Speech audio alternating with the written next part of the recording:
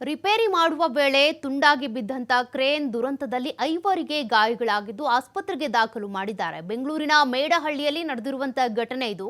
ಬಾಡಿಗೆ ಮನೆಯಲ್ಲಿ ವಾಸವಿದ್ದ 5 ಗಾಯ ಆಗಿರೋ ಜನವಸತಿ ಪ್ರದೇಶದಲ್ಲಿ ಅನುಮತಿ ಇಲ್ಲದೆ ಈ ರಿಪೇರಿ ಕಾರ್ಯ ನಡೀತಾ ಇತ್ತು. ಹೀಗಾಗಿ ಅಲ್ಲಿನ ಸ್ಥಳೀಯರು ಆರೋಪವನ್ನು ಮಾಡಿದ್ರು, ಆಕ್ರೋಶವನ್ನು ವ್ಯಕ್ತಪಡಿಸಿದ್ರು, ಬಿಬಿಎಂಪಿಗೂ ಪತ್ರವನ್ನ ಬರೆದಿದ್ರು.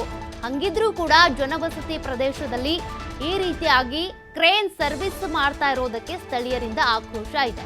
ಈ ಹಿಂದೆ ದೂರು ನೀಡಿದ್ರೂ ಕೂಡ ಕ್ರಮ ತೆಗೆದುಕೊಂಡಿಲ್ಲ ಅಂತ ಆಕ್ರೋಶ ವ್ಯಕ್ತಪಡಿಸಿದ್ದಾರೆ. ಸದ್ಯ ಅವಲಹಳ್ಳಿ ಪೊಲೀಸ್ ಠಾಣೆಯಲ್ಲಿ ಇದಕ್ಕೆ ಸಂಬಂಧಪಟ್ಟಂತೆ ಪ್ರಕರಣ ದಾಖಲಾಗಿದೆ. ಒಟ್ಟು 5 ಈ ಒಂದು ದುರಂತದಲ್ಲಿ ಗಾಯಾಳುಗಳಾಗಿರೋದು. ಅವರನ್ನ ಆಸ್ಪತ್ರೆಗೆ ದಾಖಲು ಮಾಡಲಾಗಿದೆ. ಲೂಲು, ಕರ್ಬನ್, ಇಲಾಜ್, ಸಮೀರ್ ಹಾಗೂ ಶ್ಯಾಮ್ದೇವ್ ಅಂತೇಳಿ 5 ಗಾಯಗೊಂಡಿದ್ದಾರೆ. ಅವರನ್ನ ಆಸ್ಪತ್ರೆಗೆ ದಾಖಲು ಮಾಡಲಾಗಿದೆ.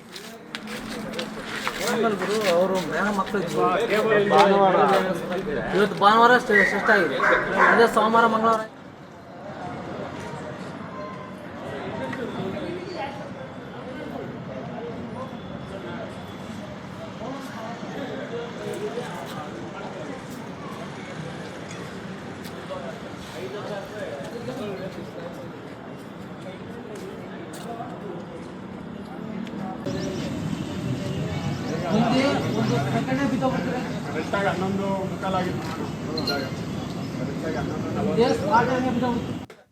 ಕೇಬಲಿಂಗ್ ಸಿಸ್ಟಮ್ ಮಾಡಿದೆ.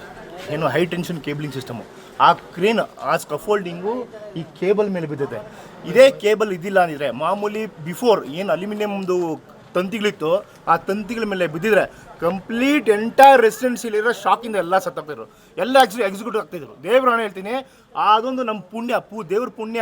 ಆ ಕೇಬಲಿಂದ ನಾವೆಲ್ಲ ಇಲ್ಲಿರೋ ಮನೆಗಳೆಲ್ಲ ಬಚಾಗಿದ್ರೆ, ಅಲ್ಯೂಮಿನಿಯಂ ವೈರ್ ಏನು ಇದ್ದಿದ್ರೆ ಎಲ್ಲ ಶಾಕಿಂಗ್ ಆಗಿ ಎಲ್ಲ ಬಸ್ಟ್ ಆಗ್ತಿದೆ.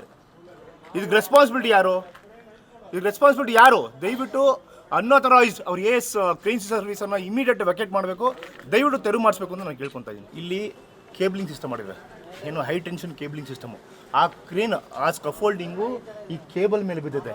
ಇದೇ ಕೇಬಲ್ ಇದ್ದಿಲ್ಲ ಅಂದಿದ್ರೆ ಮಾಮೂಲಿ ಬಿಫೋರ್ ಏನು ಅಲ್ಯೂಮಿನಿಯಮ್ದು ತಂತಿಗಳಿತ್ತು ಆ ತಂತಿಗಳ ಮೇಲೆ ಬಿದ್ದಿದ್ರೆ ಕಂಪ್ಲೀಟ್ ಎಂಟೈರ್ ರೆಸಿಡೆನ್ಸಿಲಿರೋ ಶಾಕಿಂದ ಎಲ್ಲ ಸತ್ತೋಗ್ತಿದ್ರು, ಎಲ್ಲ ಎಕ್ಸಿಕ್ಯೂಟಿವ್ ಆಗ್ತಿದ್ರು. ದೇವ್ರ ಹೇಳ್ತೀನಿ, ಅದೊಂದು ನಮ್ಮ ಪುಣ್ಯ, ದೇವ್ರ ಪುಣ್ಯ.